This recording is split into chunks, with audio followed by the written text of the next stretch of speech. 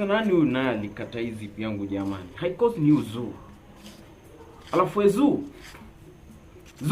wewe jifanye tu alafu unafunkodoa macho hapa kama unisikii. Wewe kitoto wewe, lakini wewe naona ukiniua na stress jamani wewe. Tangia wazazi wakufa unajua umebadilika. Alafu nashangaa wewe, hivi jana ulikuwa umepanda wazimu nini? Tunaletea mwanaume mwenye lika kama ile eti unataka poza, unataka kuolewa wewe kitoto cha mwaka 2002 pale. Ushaanza kumea ndevu sasa, ushaanza kumea nguvu sasa na kiburi, alafu unaanza kuniambia kwamba unataka poza. Wewe unajua kwamba unafaa kujiunga na shule mwaka kesho. Tuna miezi miwili tu tufike mwaka kesho. Kwa hivyo unafaa sasa hivi kujiandaa, uwe tayari kwenda kufanya masomo yako ya ngazi ya juu.